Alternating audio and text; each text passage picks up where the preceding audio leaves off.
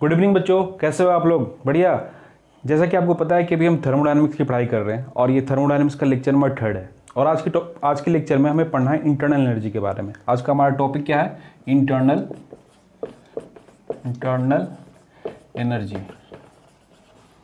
ठीक है, आज का हमारा टॉपिक है इंटरनल एनर्जी, जिसे आप यू से भी डिनोट करते हो, कैपिटल यू से। आप कहते हो internal energy equals to capital you.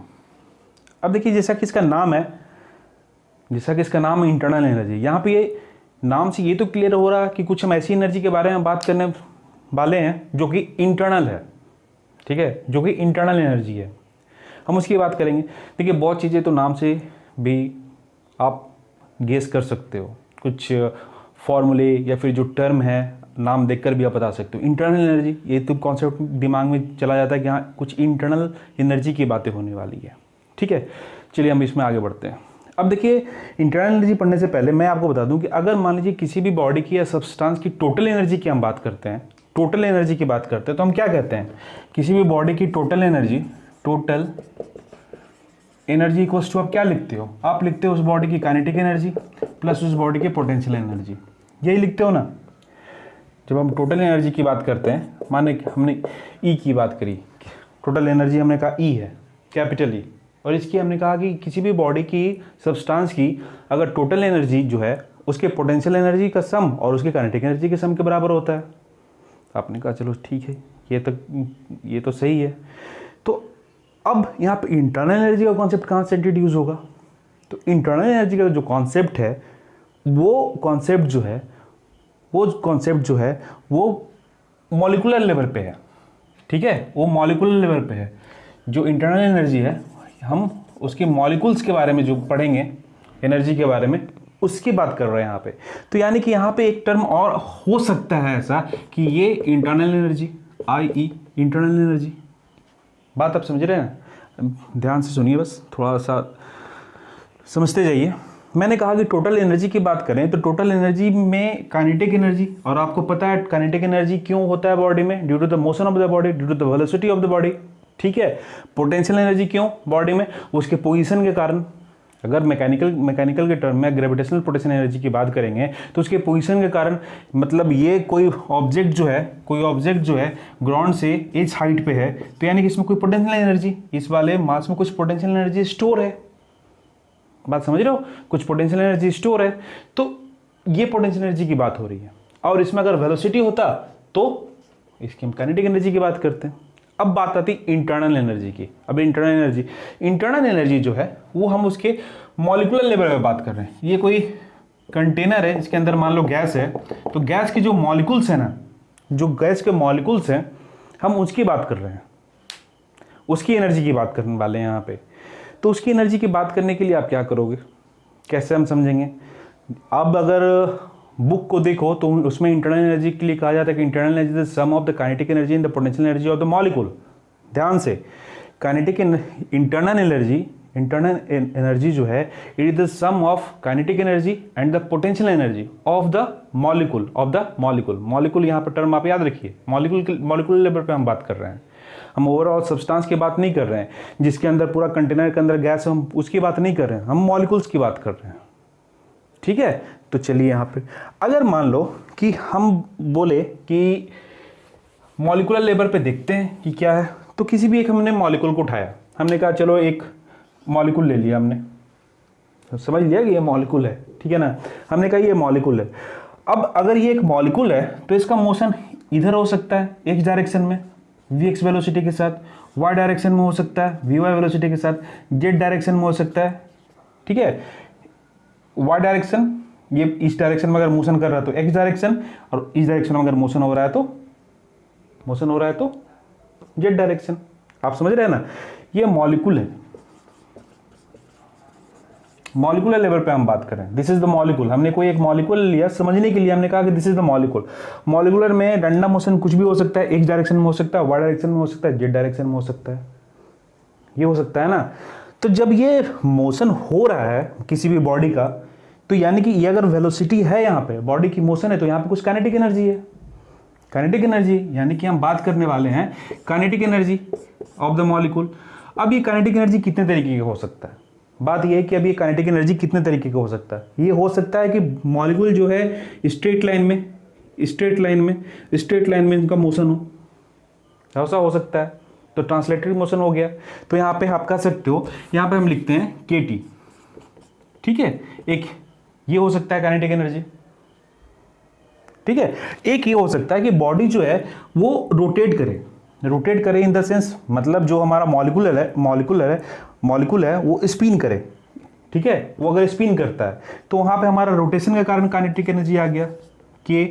और क्या हो सकता है कि ये जो मॉलिक्यूल है वो वाइब्रेट करे,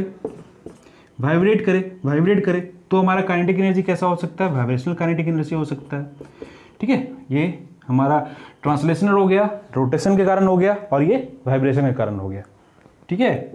ये रोटेशन के कारण, ये वाइब्रेशन के कारण, और ये जो हमारा स्ट्रेट लाइन मोशन है या फिर ट्रांसलेटरी जो मोशन है उसकी हम बात कर रहे हैं। तो ये हमारा 3 काइनेटिक एनर्जी इस तरीके का हो गया।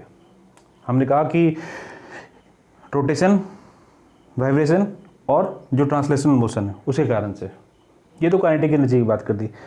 अब लेकिन जैसा कि आपने बोलोगे सर आपने तो बोला था कि हमने या फिर आपने जो किताब में पढ़ा है कि काइनेटिक एनर्जी जो हमारा इंटरनल एनर्जी है the sum of the kinetic energy and the potential energy of the molecule. लेकिन काइनेटिक एनर्जी तो आपने बता दिया, अब पोटेंशियल एनर्जी की बात करो। अब पोटेंशियल एनर्जी बताओ। तो पोटेंशियल एनर्जी देखिए, जब मॉलिक्यूल है तो किसी भी दो मॉलिक्यूल को हमने लिया, मॉलिक्यूल फर्स्ट, मॉलिक्यूल सेकंड, कोई भी 2 रैंडम मॉलिक्यूल हमने लिया, समझने के लिए हमने लिया। हमने कहा कि ये मॉलिक्यूल जो है वो आपस में फोर्स ऑफ अट्रैक्शन इनके बीच में होगा, ठीक है। ये जो है इसे हम कहते हैं इंटरमॉलिक्यूलर फोर्स ऑफ अट्रैक्शन। जब 2 मॉलिक्यूल आसपास में हैं तो उनके बीच में हमेशा इंटरमॉलिक्यूलर फोर्स ऑफ अट्रैक्शन होगा, ठीक है। तो हम कहते हैं फोर्स ऑफ अट्रैक्शन की बात कर लेते हैं। तो ये फोर्स ऑफ अट्रैक्शन, फिर से मैं बोल रहा हूं, इंटरमॉलिक्यूलर फोर्स ऑफ अट्रैक्शन है, ठीक है। 2 मॉलिक्यूल आपस में, तो इस फोर्स के कारण, इस अट्रैक्शन के कारण, ठीक है, इस अट्रैक्शन के कारण यहाँ पे फील्ड जनरेट होगा, उसके कारण से हमारी पोटेंशियल एनर्जी होगी। तो पोटेंशियल एनर्जी होने का कारण क्या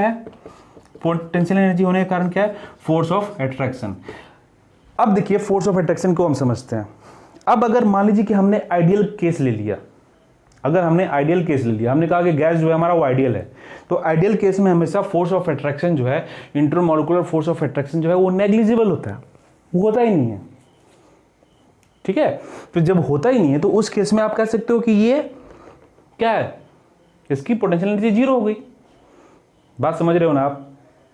मैं कह रहा हूं कि अगर मान लीजिए कि आपने आइडियल गैस लिया, आइडियल गैस के केस में हम डिस्कस करेंगे उसे भी आगे, लेकिन यहाँ पे आप समझ लीजिए, थोड़ा रुकते हैं, समझते हैं, फिर आगे बढ़ते हैं, है ना।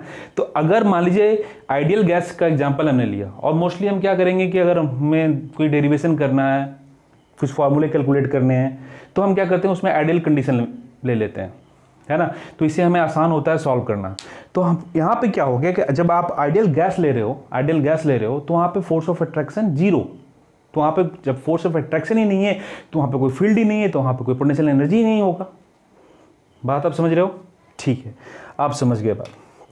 अब देखिए यहाँ पे मैंने कहा कि अगर मान लीजिए, अब बात आती है कि एनर्जी की बात आती है, ठीक है। अब एनर्जी की बात आती है, टोटल एनर्जी की, जो हमने फार्मूला लिखा था यहाँ पे, हम उस पे आ जाते हैं। हमने एग्जांपल लिया आइडियल गैस की, हमने कंडीशन ये कहा कि मान लो कि बॉडी जो है हमारा रेस्ट में है, ठीक है, रेस्ट में, और वहाँ पे कोई भी फील्ड नहीं है। कौन सा फील्ड नहीं है, ग्रेविटेशनल फील्ड नहीं है, इलेक्ट्रिक फील्ड नहीं है, ठीक है। जब ये दोनों नहीं है, ये भी रेस्ट में है, ठीक है। जब ये बॉडी रेस्ट में है, मतलब क्या हो गया कि भी किसी भी आप कंटेनर लिया, आपने कंटेनर के अंदर गैस लिया, और ये गैस जो है ये कंटेनर के अंदर है, और इसमें कोई इसकी ग्रेविटेशनल फील्ड नहीं है, इलेक्ट्रिक फील्ड नहीं है, और ये रेस्ट के कंडीशन में कोई इसकी वेलोसिटी नहीं है।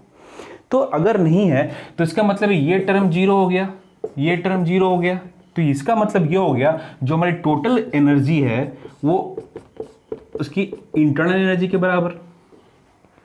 आप कह सकते हो ना E इक्वल्स टू यू, मैंने कहा कि आप इंटरनल एनर्जी को डिनोट करते हो यू से, कैपिटल यू से, तो ये इसके बराबर हो गया इंटरनल एनर्जी के, ठीक है। यहां तक क्लियर है। आपने कहा कि ये जो कंटेनर आपने लिया वो रेस्ट में है, आइडियल कंडीशन में हम ले रहे हैं, कोई फील्ड नहीं है वहां पे, तो यहाँ पे कोई फील्ड नहीं है तो कोई पोटेंशियल नहीं है, पोटेंशियल एनर्जी नहीं है, तो काइनेटिक एनर्जी भी जीरो हो गया, पोटेंशियल एनर्जी भी जीरो हो गया, तो टोटल एनर्जी हमारा इसके किसके बराबर हो गया, काइनेटिक इंटरनल एनर्जी के बराबर हो गया ना। अब जो इंटरनल एनर्जी है वो आपने कहा कि इंटरनल एनर्जी को जो हमने कहा पहले, हमने कहा इंटरनल एनर्जी जो है काइनेटिक एनर्जी मॉलिक्यूलर लेवल पे और प्लस पोटेंशियल एनर्जी उसके मॉलिक्यूल पे, ठीक है, यानी कि इसकी बात करने वाले हैं। कंफ्यूज नहीं होना, ये काइनेटिक एनर्जी अलग है, ये काइनेटिक एनर्जी और ये पोटेंशियल एनर्जी अलग है। ये जो है मॉलिक्यूल की बात कर रहे हैं, किसी भी एक मॉलिक्यूल के लिए हमने उसकी बात कर रहे हैं, ठीक है, मॉलिक्यूलर लेवल पे जो हम बात कर रहे हैं, ये बड़े स्तर पे बात हो रहा था, ये पूरे कंटेनर की बात हो रहा था। अब कंटेनर के अंदर हमने कोई एक मॉलिक्यूल ले लिया, हम उसकी बात कर रहे हैं, तो उसकी काइनेटिक एनर्जी और पोटेंशियल एनर्जी जो बराबर होगी उसकी इंटरनल एनर्जी की इक्वल होगी, ठीक है। चलिए हम इसको भी समझेंगे बाद में। अब देखिए यहाँ पे आपने कहा कि ये आपका हो गया total energy equals to internal energy, आपने कहा ठीक है, ठीक है। अब देखिए हमने कहा कि गैस जो है, हमने कहा वो आइडियल गैस ले लेते हैं, हमने कहा गैस जो है वो हमारा आइडियल है, आइडियल गैस। इसके बाद हम आइडियल गैस लेकर ही चीज़ों को चलेंगे, मोनोएटॉमिक डायटोमिक की भी बात करेंगे, तो हम आइडियल गैस की बात करेंगे, ठीक है। अब देखो आइडियल गैस आपने लिया तो मैंने कहा वहां पे इंटरमॉलिक्यूलर फोर्स ऑफ अट्रैक्शन की वैल्यू जो है वो क्या है, जीरो है। तो अगर ये जीरो है तो इसका मतलब यहाँ पे पोटेंशियल एनर्जी भी जीरो है। बात समझ गए आप? आइडियल गैस में जो force of intermolecular force of attraction उसकी वैल्यू जीरो है, तो इसका मतलब वहां पे कोई फील्ड नहीं है, तो इसका मतलब वहां पे कोई पोटेंशियल एनर्जी नहीं है, ठीक है। अब यहाँ पे बात करने वाले हैं, हम बात करने वाले हैं different types of ideal gases की। हमने कहा कि चलो पहले हम स्टार्ट करते हैं मोनोएटॉमिक से। मोनोएटॉमिक आइडियल गैस लिखिए, एग्जांपल टॉपिक लिखिए, मतलब लिखिए मोनोएटॉमिक आइडियल गैस। हम बात करने वाले हैं मोनोएटॉमिक आइडियल गैस की। अब इसका भी नाम, जैसा कि मैं हमेशा कहता हूँ, नाम से बहुत चीज़ें क्लियर हो जाती हैं। तो यहाँ पे हम बात कर रहे हैं मोनोएटॉमिक, यानी कि एक एटॉमिक आइडियल गैस की, ठीक है। तो इसका एग्जांपल क्या होगा, क्या क्या एग्जांपल होगा, कौन कौन से गैसेस हो जाएंगे, हमारा हो जाएगा हीलियम हो जाएगा, नियॉन हो जाएगा, आर्गन हो जाएगा, क्रिप्टन हो जाएगा, जेनन हो जाएगा, रेडियन हो जाएगा। वो जो हमारा ग्रुप है पूरा का पूरा इनर्ट गैस वाला, वो पूरा हमारा किस में आ जाएगा, मोनोएटॉमिक आइडियल गैस में। एक एटम की बात कर रहे हैं ना, मोनोएटॉमिक एक एटम की बात कर, हम एक ही एटम इस तरीके से लेना है। तो हमने कहा कि ठीक है, हमने ये ले लिया। अब देखिए यहाँ पे अगर मान लीजिए कि हीलियम नियॉन में से हमने कुछ लिया, हमने कहा कि ठीक है, एक मॉलिक्यूल की हम बात कर रहे हैं, हमने कहा एक मॉलिक्यूल हीलियम की बात कर रहे हैं, ठीक है, ये हीलियम। अब देखो इसमें क्या हो सकता है, इसमें ये हो सकता है कि जैसा कि मैंने कहा ये और ये से Vx Vy Vz, ठीक है, ये आप ये कह लो, ये कह लो, ठीक। तो हमने एक एटम जो लिया है, मोनोएटॉमिक लिया हमने हीलियम, उसका मोशन कुछ इस तरीके से हो रहा है। बात ध्यान से समझिए आप, ये और ये मतलब इस डायरेक्शन में बाहर की तरफ, जेड ऐसा है ना, एक्स ऐसा है, एक्स ये, वाई ये और जेड ये बाहर की तरफ है ना। तो इस तरीके से हम मोशन की बात कर रहे हैं। तो जब हमने मोनोएटॉमिक लिया तो यहाँ पे कहा कि इसकी जो इंटरनल एनर्जी है, पहले तो हमने आइडियल गैस लिया, हमने पोटेंशियल एनर्जी का टर्म ही हटा दिया, तो यहाँ पे केवल काइनेटिक एनर्जी की बात होगी। तो हमारा जो इंटरनल एनर्जी है या टोटल एनर्जी है वो किसके बराबर होगा, वो बराबर होगा हाफ एम मान लेते हैं mass of the atom molecule, ठीक है। वी एक्स डायरेक्शन में kinetic energy, half m y direction में kinetic energy, plus half m z direction में काइनेटिक एनर्जी, ये है। और ये तीनों टर्म अलग है, अलग अलग सेपरेट, एक दूसरे से कोई मतलब नहीं है इनको, है ना। एक डायरेक्शन में, वाई डायरेक्शन में, जेड डायरेक्शन में हमने मॉलिक्यूल के काइनेटिक एनर्जी को हमने बता दिया, ठीक है।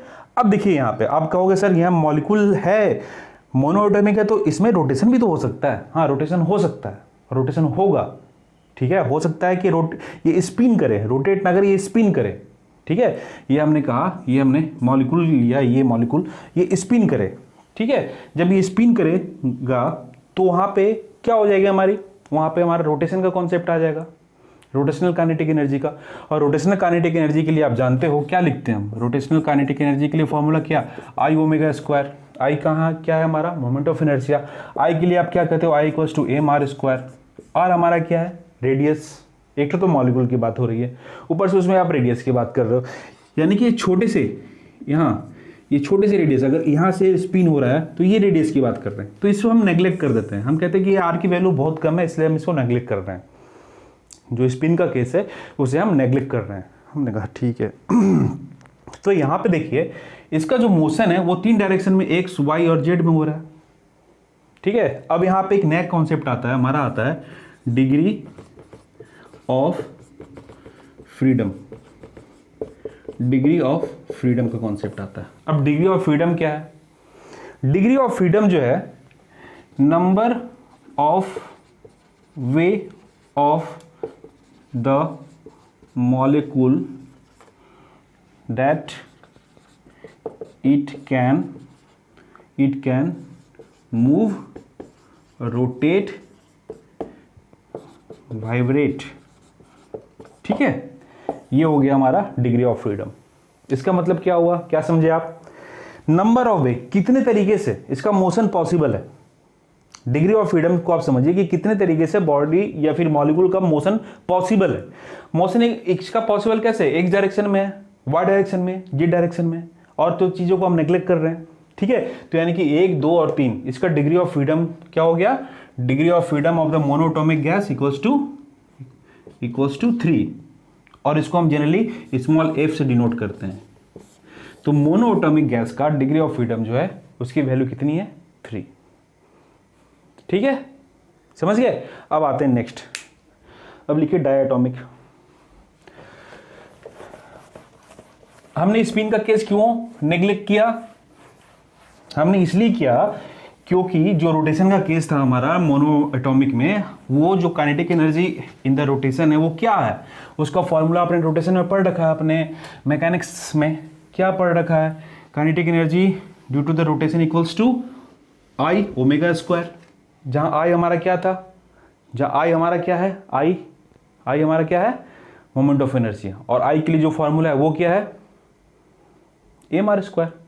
और यहाँ पे मॉलिक्यूल की रेडियस की बात करें आप, उसके बाद अगर वो स्पिन कर रहा है तो रेडियस काफ़ी छोटा हो जाता है। एक तो मॉलिक्यूल लिया, ऊपर से उसकी रेडियस भी लो, और उसके बाद उसका स्पिन बताओ, तो ये हम उसे छोड़ देते हैं। हम कहते हैं कि भाई ये बहुत जीरो मतलब नेग्लिजिबल है, हम इसे नेग्लेक्ट कर सकते हैं, तो हमने इसे नेग्लेक्ट कर दिया। अब बात करते हैं डायटोमिक की। देखिए डायटोमिक का एग्जाम्पल कौन कौन सा गैस होगा, डायटोमिक का, अरे यार गीला है, रुको। डायटोमिक की बात करते हैं, डाया एटॉमिक आइडियल गैस।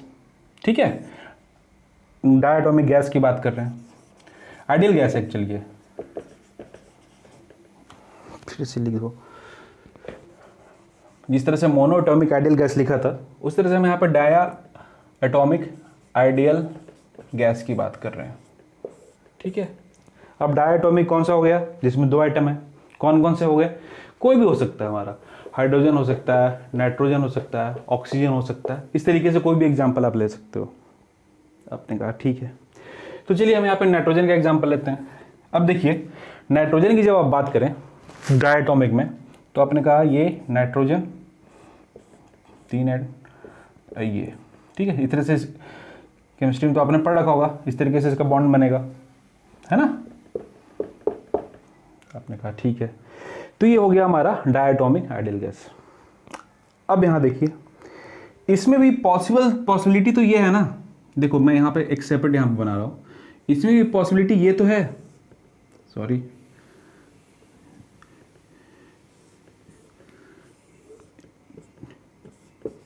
ये y और z, ठीक है, ये पॉसिबिलिटी तो ये तो हमेशा है। इसका मोशन इस डायरेक्शन में हो सकता है, ये हो सकता है, बाहर की तरफ हो सकता है, तो अगर इसकी इंटरनल एनर्जी की हम बात करें, इसकी इंटरनल एनर्जी की बात करें, U की बात करें, तो आप कहोगे half mvx square plus half M V Y square. ये जो मैं टर्म लिख रहा हूँ ये क्या है, ये काइनेटिक एनर्जी है। किस कारण से, किस कारण से काइनेटिक एनर्जी, जो ट्रांसलेशनल मोशन हो रहा है एक्स डायरेक्शन में, वाई डायरेक्शन में, जेड डायरेक्शन में, ठीक है। तो आपने कहा ये तीनों तो होगा ही। अब यहाँ पे देखो, अब यहाँ पे देखो, ठीक है, इसको ज़्यादा गंदा नहीं करते, समझना आसान हो जाएगा। ये जो है वाई एक्सिस, एक्स एक्सिस और ये जेड एक्सिस, ये जो है, अब जो नाइट्रोजन एटम है हमारा, वो देखो वाई एक्सिस के अबाउट रोटेट कर सकता है, कर रहा है ना, वाई एक्सिस के अबाउट, वाई एक्सिस ये है, इसके अबाउट रोटेट हो रहा है।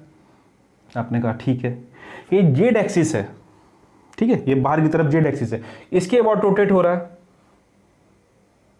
बात आप समझ रहे हो, ये वाई एक्सिस के अबाउट रोटेट हो रहा है, ये जो हॉरिजॉन्टल सर्कल बन रहा है हमारा, ठीक है ना, जो हॉरिजॉन्टल सर्कल हमारा इस तरीके से बन रहा है, वो आप कहोगे वाई एक्सिस के अबाउट इसका मोशन, रोटेशन है। जो वर्टिकली बन रहा है इस तरीके से, जो वर्टिकली बन रहा है इस तरीके से, ठीक है ना, वर्टिकली बन रहा है इस तरीके से, वो क्या, जेड एक्सिस के अबाउट रोटेशन हो रहा है इसका। आपने कहा ठीक है, यानी कि वाई एक्सिस और जेड एक्सिस के अबाउट भी इसका रोटेशनल काइनेटिक एनर्जी होगा। पहले उसे लिखते हैं, तो यानी कि क्या हो गया हमारा, half I omega Y square plus half I omega Z square, ठीक है। अब इसको एक्स के अबाउट समझते हैं। एक्स के अबाउट जो हमारा, अगर ये रोटेट करता है तो क्या होगा, स्पिन का केस होगा। ये रोटेट नहीं हो रहा है, ये स्पिन हो रहा है, ये इस तरीके से, ठीक है, ये इस तरीके से, तो फिर से वही केस हो गया जैसे मोनोटॉमिक में हमने कहा था कि अगर स्पिन हो रहा तो पहले से ये जो रेडियस की हम बात कर रहे हैं, तो ये रेडियस बहुत छोटा होगा, तो इसे हम नेग्लिजिबल, इसे हम छोड़ देते हैं। यानी कि काइनेटिक एनर्जी हमारा रोटेशन में किसके, एक्स के along half I omega x square. यहाँ पे आई की वैल्यू जो है वो क्या, एम आर स्क्वायर, ये आर की वैल्यू बहुत छोटा, ठीक है, तो ये पूरा का पूरा नेग्लिजिबल हो जाता है। तो यहाँ पे देखिए, अगर डायटोमिक आइडियल गैस की हम बात करें, अगर हम बात करें डायटोमिक आइडियल गैस की बात करें, तो यहाँ पे आप देख रहे हो कि 1 2 3 4 5, और उसमें आपने कहा, क्या कहा था आपने, जो डिग्री ऑफ फ्रीडम है उसमें आपने कहा था द नंबर ऑफ वे, कितने तरीके से जो मॉलिक्यूल है वो मूव कर सकते हैं, रोटेट कर सकते हैं या वाइब्रेट कर सकते हैं। देखिए वाइब्रेशन का केस हम अभी यहाँ पे रिमूव कर रहे हैं, हम हटा रहे हैं, क्योंकि वाइब्रेशन का जो केस है या वाइब्रेशन की जो काइनेटिक एनर्जी है उसकी हम बात करते हैं बहुत हाई टेम्परेचर पे, ठीक है। तो वहाँ पे इसको हम, अब अगर मान लो वो ऐड भी करना है ना, अगर मान लीजिए कहा जाए कि आपके क्वेश्चन में दे रखा हो कि ऐड करना है वाइब्रेशन, तो वहाँ पे जो भी डिग्री ऑफ फ्रीडम है ना उसमें 2 ऐड कर देना।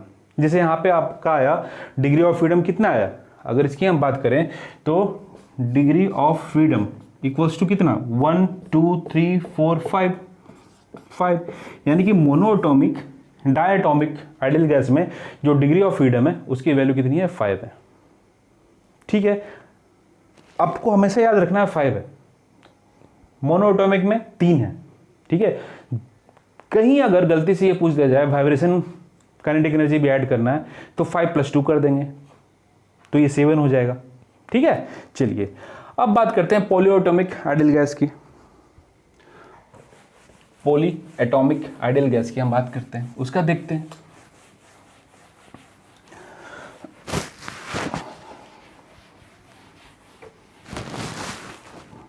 पॉलीएटॉमिक, अब मोनोएटॉमिक और डायटोमिक के बाद जो भी है वो क्या हो जाएगा, पॉलीएटॉमिक आइडियल गैस, ठीक है। पॉलीएटॉमिक गैस की हम बात करते हैं, दिख रहा है क्या, बड़ा लिखते हैं ना, पॉली एटॉमिक गैस की बात कर लेते हैं। चलिए अब देखिए पॉलीएटॉमिक में कौन कौन सा आ जाएगा, अब तो सब आ जाएगा इसमें, CH4O3, कई सारी चीज़ें आ जाएंगी, ठीक है। कोई भी एक एग्जांपल ले लीजिए। हमने यहाँ क्या पॉलीएटॉमिक में हमने कहा कि हम अमोनिया का कौन लेते हैं, हमने कहा ठीक है अमोनिया, यानी कि एक आपका हो, एक ये, एक ये, एक ये, हाइड्रोजन लगा दिया, आपने हाइड्रोजन लगा दिया, ठीक है, 3 हाइड्रोजन, 1 नाइट्रोजन, 3 हाइड्रोजन। अब इसमें देखो, इसमें इस वाले मॉलिक्यूल का, अगर इसके एक मॉलिक्यूल की बात करें तो इसमें भी एक्स डायरेक्शन में, वाई डायरेक्शन में और जेड डायरेक्शन में, ये तो काइनेटिक एनर्जी होगा ही, केस कोई भी हो, मोनोएटॉमिक का हो, पॉलीएटॉमिक का हो या डायटॉमिक का हो, जो हमारा काइनेटिक एनर्जी है ना वो तो ये एक्स और वाई और जेड में जो है वो तो होगा ही। तो वो पहले लिख लेते हैं। हमने कहा कि इसकी internal energy equals to half M V X square, half M V Y square plus half M V Z square. आपने कहा ये तो होगा ही।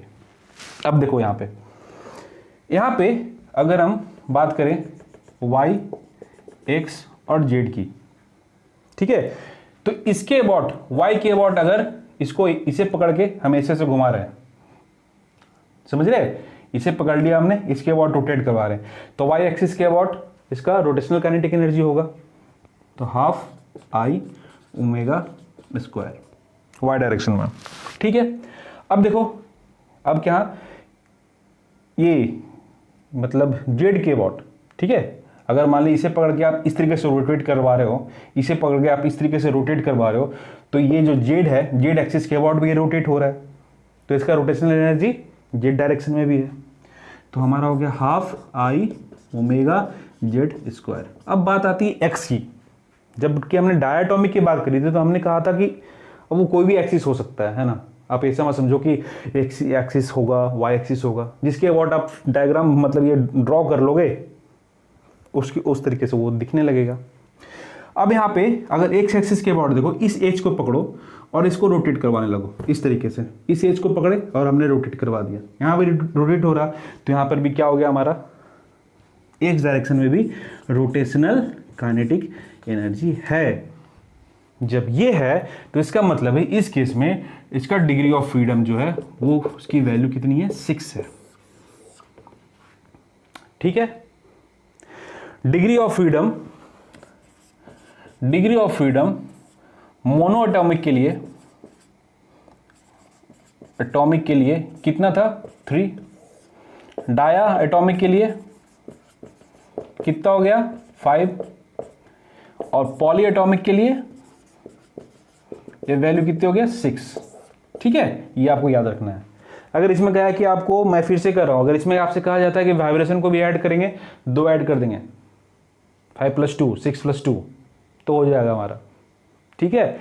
ये हो गया हमारा डिग्री ऑफ फ्रीडम। हमने पॉली एटॉमिक, डायटॉमिक और हमने क्या पढ़ा, मोनोएटॉमिक, डायटॉमिक और पॉली एटॉमिक। अब देखिए एक कॉन्सेप्ट और है यहाँ पे, ठीक है, एक कॉन्सेप्ट और है जो कि हमारा है इक्विपार्टीशन। क्या है हमारा, एनर्जी का बंटवारा की बात हो रही है, इक्विपार्टीशन ऑफ एनर्जी। जैसा कि मैं कह रहा हूं कि जो नाम है ना वो कई चीजें डिफाइन कर देता है अपने आप में। इक्विपार्टीशन है मतलब इक्वल डिस्ट्रीब्यूशन, पार्टीशन जो हो रहा है एनर्जी का जो आप डिवाइड कर रहे हो ना, उसकी बात हो रही है, ठीक है। इक्वी पार्टीशन ऑफ एनर्जी की बात हो रही है, ये हमारा एक कॉन्सेप्ट है, ठीक है। अब इसमें क्या करता है, ये क्या बताता है, ये क्या बताना चाह रहा है, थोड़ा गीला है, इसको मैं मिटा, थोड़ा सूखे कपड़े से पोंछ देता हूँ एक बार, लिखने में दिक्कत होती है ना। हाँ देखिए, इक्विपार्टीशन में क्या कहा जाता है आप कहते हो इक्विपार्टीशन में कि जो डिग्री ऑफ फ्रीडम है, जितने डिग्री ऑफ फ्रीडम है, ठीक है, जितने ऑफ डिग्री ऑफ फ्रीडम है उसमें जो एनर्जी का डिस्ट्रीब्यूशन है ना वो इक्वल ही होता है, और वो किसके बराबर होता है, हाफ kT के बराबर। अगर इसको आप डिफिनेशन में लिखना चाहो तो आप कह सकते हो कि, आप इसे कह सकते हो the average energy of a, लिखिए इसको आप, चलिए लिखते हैं हम, the average energy of a molecule of gas associated with each degree of freedom is half kT। ठीक है, यहाँ पे K क्या है, बोल्ट्जमैन कांस्टेंट, और T क्या है हमारा, एब्सोल्यूट टेम्परेचर। ठीक है, equipartition of energy state that, क्या स्टेट करता है, ये कहता है कि कोई भी एक हमने मॉलिक्यूल लिया, इसको समझिए, कोई भी एक हमने मॉलिक्यूल लिया, उस मॉलिक्यूल के डिग्री ऑफ फ्रीडम कितने हैं, मान लीजिए 3 है, तो हर एक जो डिग्री ऑफ फ्रीडम है ना, उसकी जो एनर्जी होगी ना, जो एनर्जी उसके साथ एसोसिएटेड होगी, उसके साथ जो होगी, उसकी वैल्यू जो कितनी है, हाफ के टी की इक्वल है। हाँ, यहाँ पे के क्या है, के हमारा बोल्ट्जमैन कांस्टेंट है, टी क्या है, एब्सोल्यूट टेम्परेचर है। अब आप के को कहते हो, जो हमारा बोल्ट्जमैन कांस्टेंट है, K equals to R by N A. ठीक है, आर हमारा क्या है, universal gas constant, N A क्या है, एवोगाड्रो नंबर, है ना। इसे आपको याद रखना है, आपको याद क्या रखना है कि एक के साथ डिग्री ऑफ फ्रीडम के साथ इतना एनर्जी एसोसिएटेड होता है।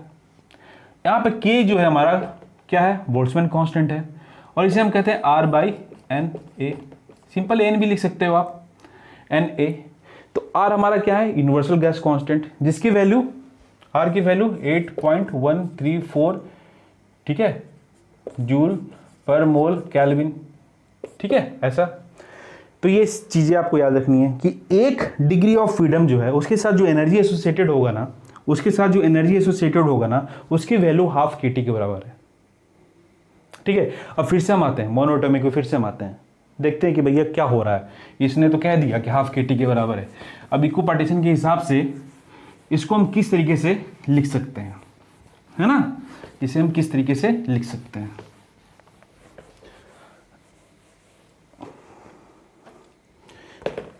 देखिए, बात करते हैं हम मोनो एटॉमिक गैस की। वहाँ पे आपने कहा था जो इंटरनल टोटल एनर्जी है या टोटल इंटरनल एनर्जी, वो किसके बराबर है, half M V X square, half M V Y square, half M V Z square. यही था ना। मोनो एटॉमिक में जो डिग्री ऑफ फ्रीडम है, एफ की वैल्यू हमने कहा था कि स्मॉल एफ से हम डिग्री ऑफ फ्रीडम को डिनोट करते हैं, डोनेट तो ब्लड किया जाता है ना, डिनोट करते हैं, तो एफ से हम स्मॉल एफ से डिनोट करते हैं। तो यहाँ पे इसकी वैल्यू 3 है, 1 2 3। तो मैंने कहा ठीक है, इसका मतलब ये हुआ कि टोटल एनर्जी, इंटरनल एनर्जी, यहाँ पे क्या वैल्यू हो जाएगा, एक डिग्री ऑफ फ्रीडम के साथ जितने डिग्री ऑफ फ्रीडम है उसके साथ जो एनर्जी होगी हमारे वो क्या होगी, हाफ के टी के बराबर, हाफ के टी। ठीक है, ये किसके कितने बराबर हो गया, 3/2 के टी हो गया ना, समझ गए आप। अब यहां पे देखो, ये 3 क्या है, 3 क्या है, मोनोएटॉमिक का डिग्री ऑफ फ्रीडम, मोनोएटॉमिक जो आइडियल गैस है उसके डिग्री ऑफ फ्रीडम है। इसका मतलब है हम U की वैल्यू लिख सकते हैं F/2 के टी। ठीक है, F/2 के टी। ये जो फॉर्मूला आया वो 1 मोल मॉलिक्यूल का है। ठीक है, मॉलिक्यूलर लेवल की बात करें, एक मॉलिक्यूल लिया हमने, उसकी बात कर रहे थे कि एक मॉलिक्यूल का एक्स डायरेक्शन में, वाई डायरेक्शन में, जेड डायरेक्शन में उसकी काइनेटिक एनर्जी हमने कैलकुलेट करा था। हमने कहा था ये इसके इंटरनल एनर्जी है, और ये 3 है तो इसकी डिग्री ऑफ फ्रीडम 3 होगा। डिग्री ऑफ फ्रीडम 3 है तो एक डिग्री ऑफ फ्रीडम के साथ इतना एनर्जी एसोसिएटेड होगा, कितना, हाफ के टी। के हमारा क्या है, बोल्ट्जमैन कांस्टेंट है। तो एक हमने यहाँ पे हाफ के टी लिखा, यहाँ पे हाफ के टी लिखा, यहाँ पे हाफ के टी लिखा, इन तीनों को ऐड किया तो हमारे पास आया 3/2 के टी। और ये जो 3/2 है उसमें 3 हमारा क्या है, उसका डिग्री ऑफ फ्रीडम है, तो हमने यहाँ पे एफ पुट कर दिया, हाफ के टी। और ये जो है इंटरनल एनर्जी एक मॉलिक्यूल का है। तो अगर आपसे कहा जाए कि एक मोल के लिए, फॉर 1 मोल आप इसे कैलकुलेट करो, तो आप क्या करोगे, आप करोगे F/2 के टी इंटू एवोगाड्रो नंबर से इसे मल्टीप्लाई कर दोगे। आपने किससे आप मल्टीप्लाई किया? एवोगाड्रो नंबर से। ठीक है, जब आपने इसको मल्टीप्लाई किया, जब इसे आपने मल्टीप्लाई किया ना, तो देखिए उसके बाद क्या होगा। u equals to F by two, और ये हो गया हमारा एन ए के टी। अब ये किसके बराबर हो जाएगा? इससे अगर क्रॉस मल्टीप्लिकेशन कर यहाँ से लाके यहाँ मल्टीप्लाई कर दे तो ये r के इक्वल हो जाएगा ना। r इक्वल्स टू हमारा क्या हो जाएगा? एन ए इंटू के हो जाएगा ना। इस वैल्यू को यहाँ रख दो। ये हम 1 मोल की बात कर रहे हैं, है ना, 1 मोल की बात कर रहे हैं। जो इंटरनल एनर्जी है 1 मोल की बात कर रहे हैं, हाफ आर टी। ठीक है, 1 मोल के लिए। अगर n मोल हो तो फॉर n मोल क्या हो जाएगा? n से मल्टीप्लाई हो जाएगा, है ना। सिंपल हो ना, सिंपल है ना, सिंपल सिंपल सिंपल हो गया ना। देखिए ये हो गया हमारा n के लिए। तो इसी तरीके से अगर आप डायटोमिक की बात करें, डायटोमिक की बात करें, तो वहां पर डिग्री ऑफ फ्रीडम कितना था हमारा? कितना था बोलो? 5। स्मॉल f की वैल्यू कितनी? 5। ठीक है, और जो पॉली एटॉमिक था उसके लिए f की वैल्यू 6। तो इसे अगर लिखना हो ना मोनोएटॉमिक में फॉर द n मोल, इसके लिए भी n मोल के लिए कैलकुलेट करेंगे, इसके लिए भी n मोल के लिए कैलकुलेट करेंगे। ठीक है, यहाँ पे हम मोनो एटॉमिक की बात कर रहे हैं। ठीक है, तो यहाँ पे देखिए अगर u इक्वल्स टू हमने कहा कि n 3/2 RT, अगर हम डायटोमिक की बात करें तो u की वैल्यू कितना हो जाएगा? n 5/2 RT। अगर हम पॉलीएटॉमिक की बात करें तो u की वैल्यू n 6/2 RT। ठीक है, ठीक है, ठीक है, समझ गए आप? ये हो गया। चलिए ये हो गया, तो एक दो चीज़ और देख लेते हैं यार, इसे ख़त्म ही करते हैं इंटरनल एनर्जी को। ये इंटरनल बात है ना, तो इंटरनल एनर्जी को ख़त्म ही करते हैं। देखिए अब जो हमारा फॉर्मूला है उसमें इंटरनल एनर्जी फॉर द 1 मोल क्या था हमारा? n f/2 RT। यहाँ पे ये जो टर्म है ना, इसे हम कहते हैं CV, f/2 R को, इसे आप याद रखिएगा। This is CV। यहाँ पे C क्या है? Specific heat at constant volume. ये V है ना, ये वॉल्यूम बता रहा है, और C जो है हमारा स्पेसिफिक हीट बता रहा है। ये चीज़ें हम स्पेसिफिक हीट में डिस्कस करेंगे, बस अभी आप याद रखिए। तो इसके लिए जो फॉर्मूला हो जाएगा हमारा, ठीक है, अगर हम चेंज इन इंटरनल एनर्जी की बात करें तो हमारा फॉर्मूला जो हो गया चेंज इन इंटरनल एनर्जी का, हम इसे कह सकते हैं NCV डेल्टा T। ये फॉर्मूला आपको याद रखना है। क्या क्या याद रखना है आपको? कौन कौन सी चीज़ें याद रखनी है आपको? आपको याद रखनी है कि डिग्री ऑफ फ्रीडम के बारे में, ठीक है। आपको याद रखना है कि U इक्वल्स टू हमारा हो गया NF/2 RT। आपको याद रखना है कि CV इक्वल्स टू हमारा F/2 RT होता है। ये याद रखनी है, ये याद रखना है। आपको ये याद रखना है कि change of internal energy equals to हमारा क्या हो गया? N क्या है हमारा? Number of mole into CV into delta T, change in temperature. ये चीज़ें याद रखनी है। आपको याद रखना है कि अगर एक डिग्री ऑफ फ्रीडम में कितना एनर्जी एसोसिएटेड होता है तो उसकी वैल्यू कितनी है? Half KT। यहाँ पे K क्या है हमारा? बोल्ट्जमैन कांस्टेंट है। K क्या है हमारा? बोल्ट्जमैन कांस्टेंट है। ठीक है, इतनी चीज़ें आपको याद रखनी है इंटरनल एनर्जी में। देखिए इंटरनल एनर्जी का एक और कॉन्सेप्ट याद आ गया मुझे, मैं बता देता हूँ।